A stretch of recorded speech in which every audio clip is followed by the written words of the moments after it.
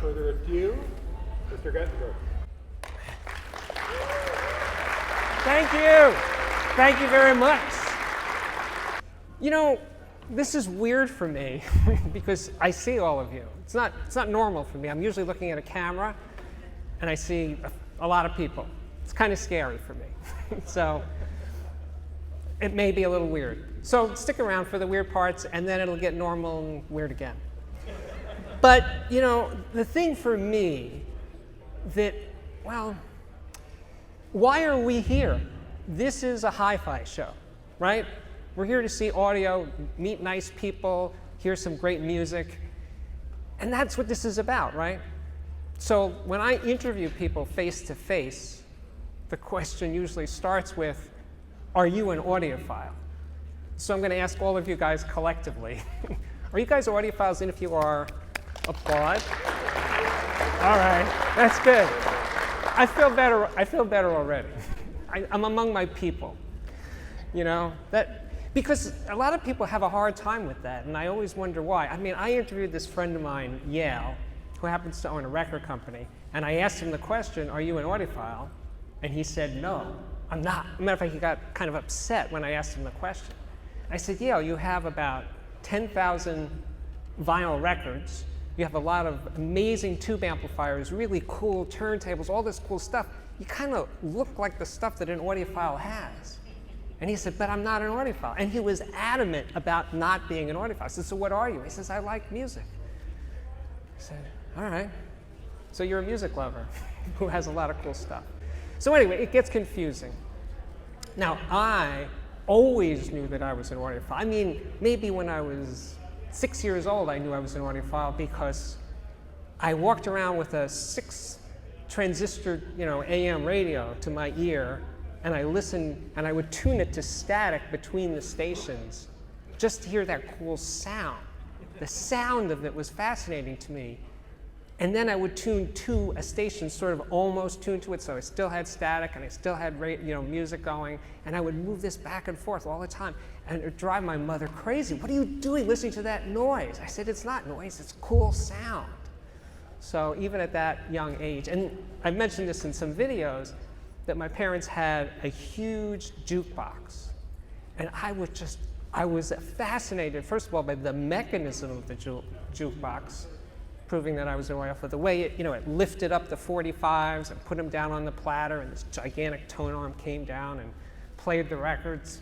It's like amazing. And the sound was unlike my little radio. It had bass. It had lots and lots of bass that would just flow over my body. So yeah, I was definitely an audiophile. But here's the thing. Some people have said to me, I forgot, really important part, that you guys and the people who watch my videos, you are my personal Superman. Sorry about the popping.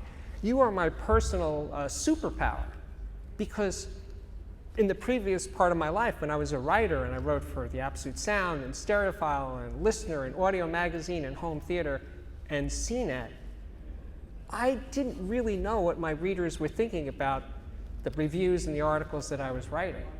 But I post a video on YouTube, and the next day there's 100 or 200 or 300 people that have commented, and I know exactly what my viewers are thinking. I mean, yeah, it's great that some people say, oh, Steve, that was amazing, I agree 100%, and your review is right on. Or they say, Steve, you're an idiot, you missed this really important point. Matter of fact, when I reviewed re-reviewed the Magnepan LRS Plus, somebody pointed out that I didn't mention that it has a really small sweet spot, which is absolutely true, and I didn't mention it, and that's a screw up. So when I hear criticism of what I'm doing, that's good too, So I really feel like I know my audience in ways that I never ever did before.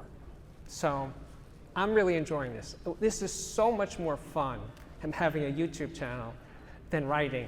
For even Listener, which was, I think, of all the places that I wrote for, Listener was by far the best. Because first of all, every month I got to talk to Art Dudley about what I was going to review and music, and just had these hour-and-a-half conversations on the phone, sometimes more than one, every month.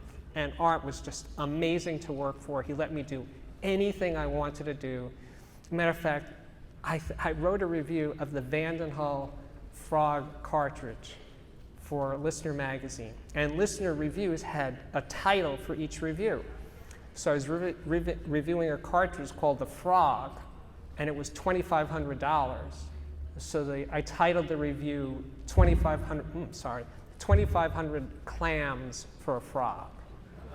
So I didn't get to do that anywhere else. So anyway, one of the things that has come up from time to time is what gives Steve the authority to talk about, this is good, this is whatever, what gives me the right to talk about this stuff? And it's like as if I know something. Maybe that's the question. And here was my approach. First of all, long before I was a reviewer, I had two very important jobs that served as my education, my preparation for being a reviewer. And the first job was working for Sound by Singer, a high-end store in New York City, for 16 or 17 years. And working with Andy, when Andy started his store in 1978, it was in his mother's living room, in his parents' living room on 68th Street in Lexington. Really big living room. Not this big, but pretty big. And just hanging out with Andy in those, such a great time for high-end audio, the late 70s. But there weren't a lot of customers. So one day, a lot of days it was just me and Andy talking and playing records. This is pre-digital, so we were only playing records. And it was the day that the Linn ASAC cartridge, Linn, the turntable company, their first cartridge was called ASAC, and it came by UPS, and we were really excited. So we mounted it on the Linn turntable, and we're listening to the Linn cartridge, playing one record after another. And then out of the blue, a customer appeared. And we said hello to the customer, and then we went back to playing records, totally ignoring the customer. And we just, I gotta play this, we gotta play this, we gotta play this, we gotta play this. And in between record changing, the guy pipes up and says, "I'll take it." And Andy said, "Take what?" He said, "The cartridge." And Andy was so disappointed that we made a sale because we had to stop playing records and box the cartridge up and take his money from the cartridge. That was amazing. It still amazes me, So Andy and I had a lot of fun, and I was there from his parents' living room and moving to the first real store on 33rd Street between Lexington and 3rd, and it got bigger and it got bigger and it got bigger, and Andy was more and more successful. And I think my biggest takeaway from doing that for so long was that I got to do demos of so many combinations of product for so many people, thousands and thousands of demos. So it's not like I just got to hear a given speaker, let's say a Snell Type A, with a given amplifier. I heard the Snell A with dozens of combinations of systems over the year. And I did this every freaking day that I worked at the store. And that was incredible. So that was kind of the basis of my education, was learning about audio and meeting the people in the industry. It was fantastic. And even better was talking to my customers about what they liked, what they didn't like. I want more of this, less of that. It's too big, it's too small, it's too ugly, it's too beautiful, whatever. That was incredible. So that's one of the things that gives me the right to be a reviewer. And then the second part was meeting David Chesky and working for Chesky Records. When I say working for Chesky Records, it means when there was a recording session taking place, which was not every day. So we worked on, 70, 80 projects together. And the thing about David's approach was he wanted to make recordings that sounded like you were there. Like, just capture the sound of people playing together in a room, which is harder than it sounds, because the band isn't necessarily balanced to themselves. You know, the drums are going to be too loud, you're not going to hear the acoustic guitar. So you got to figure out a way, recording with one stereo microphone, an AKG C24, or a few spot microphones, as few microphones as possible, get a reasonable balance. And we started making records at a big recording studio, RCA Studio A on 46th Street in Madison and 6th Avenue. And it's a big space, almost as, no, even bigger than this room, because you could record a symphony orchestra in that studio.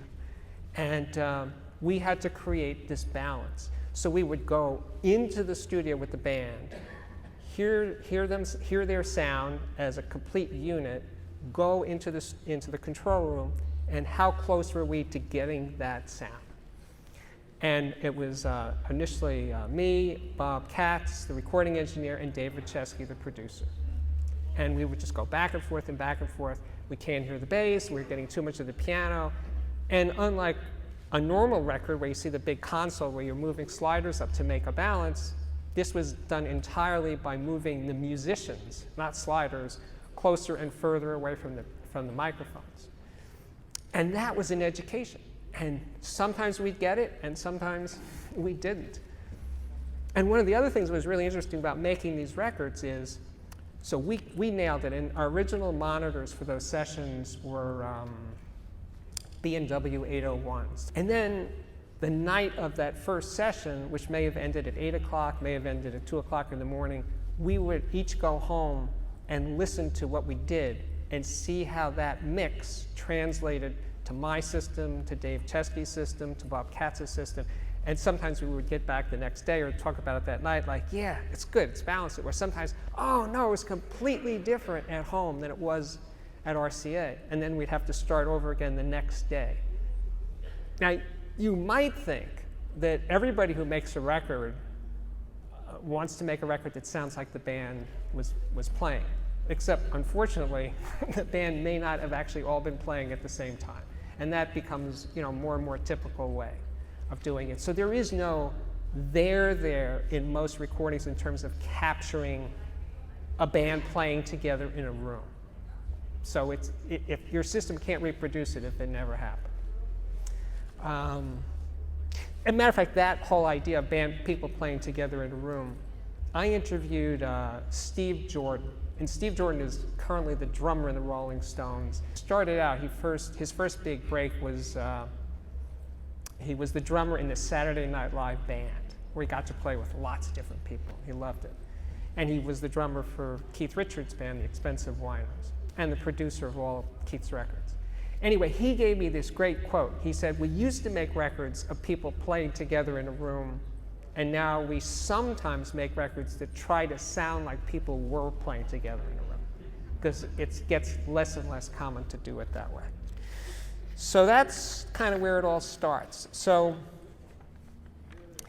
over the last year or two, no, more than that, sorry, I had this idea that I wanted to live with as my reference speakers different types of speakers. And this started when I reviewed the Klipsch RP600M. It was a small stand mount horn speaker, because it sounded really good, but it sounded really different than other speakers that I was using. So that started me thinking, I should live with a horn speaker, and then I lived with a Klipsch Forte 4, and then the Klipsch Cornwall 4, and I said, but I want to live with an omnidirectional speaker, so I had Ohm Acoustics, which are based in Brooklyn, not far from me. They make omnidirectional speakers. And I live with open baffle speakers currently, and of course Magnepans and open baffle. I mean, they all sound really, really different. And I'm bringing it up because this is my thing that I'm doing right now, exploring this, because every time I change the type of speaker, it changes the sound of all of the music in my record collection. All my LPs, all my CDs sound sometimes surprisingly different than what I thought I was hearing. So my question is to all of you, do you guys have, or applaud if you only have had a box speaker, a speaker with a front radiating speaker with a tweeter and a mid-range on the front. Aha, there you go. So you guys are missing out on hearing these other versions of your music collection. And I think instead of just thinking I need a better amplifier, I need a better cable or something, maybe just shaking up your system by using a different kind of speaker is worth investigating. And you could also apply that if you've only had solid state electronics in your system, maybe experimenting with tubes, like getting a tube preamplifier is the easiest way of doing it, or a tube integrated. Again, chances are that's going to be quite different than what you already have. And if you've only played digital or CDs or streaming and never had analog, and I understand the reasons why you wouldn't want to, because it's more work and potentially more money. But let's put it this way, if you're even a little bit analog curious, like everybody keeps talking about how great analog is, and you've never lived with it, maybe it's worth checking out.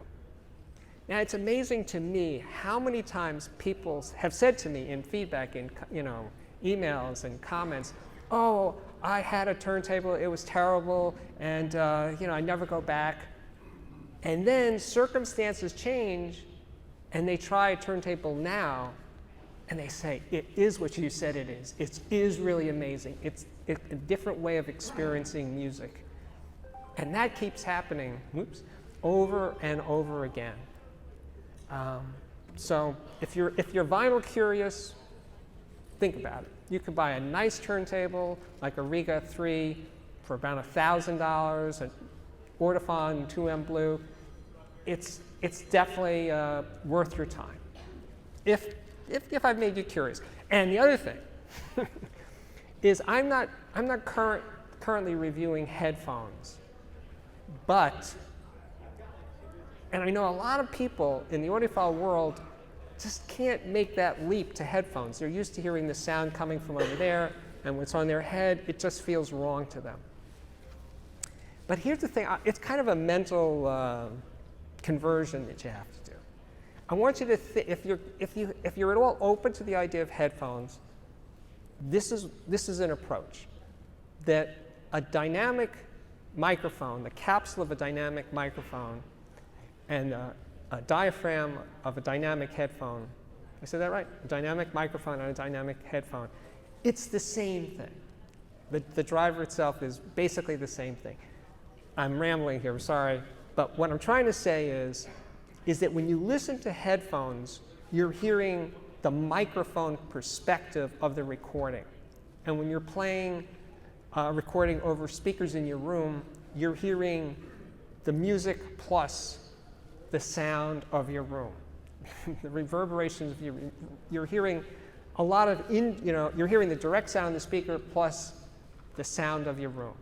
When you listen on headphones, you're only hearing the recording itself.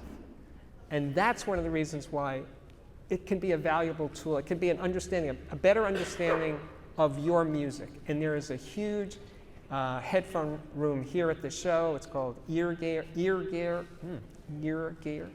So check it out, because it's a shame that there's so much good stuff here, and a lot of people say, no, headphones are not for me, when you could really be missing out on something really good. Or just, not like get rid of your speakers, but also try headphones. Anyway, what else? So,